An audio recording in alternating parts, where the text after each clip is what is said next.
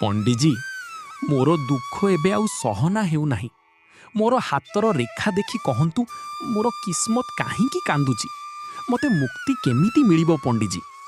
एई दुःखमय जीवनरू मुक्ति पाइबार एकमात्र उपाय अछि, किंतु से पथरे तुमे चाली पारिबो नाही बेटा।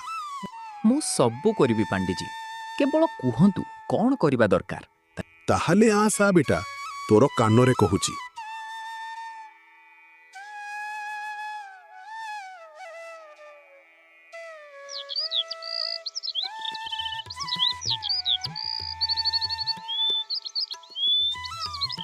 पाटलिपुत्र नामक गाँरे एक पंडित आसीथिले, जाहांको उद्देश्य थिला केवल सेई लोककु धरिबा जाहार जन्म बैशाखी लग्नर 2 प्रहर हेइथिला।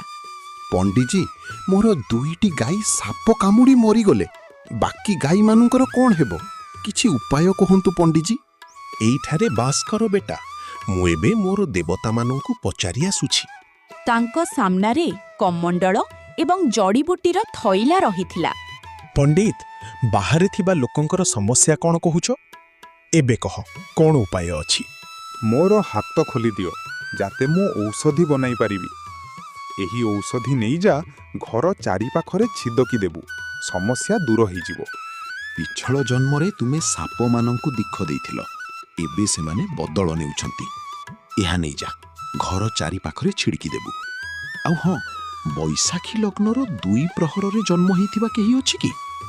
नाही पंडिजी, मोते किछि मने पडु नाही।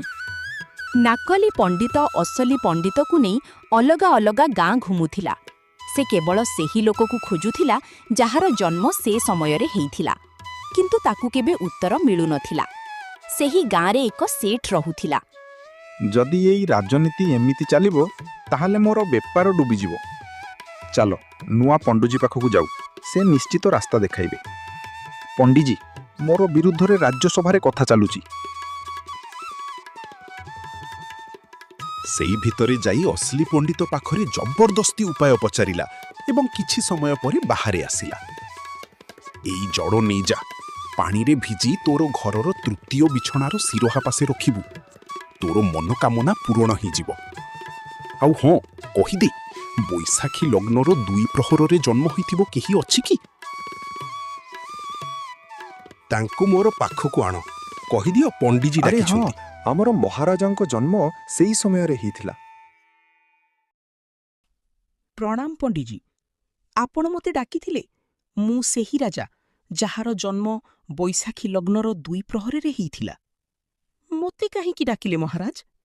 तोर उपरे विपद आसुछि बेटा। मोर उपरे कौन विपद आसिब? जदि आसिला ताहले उपाय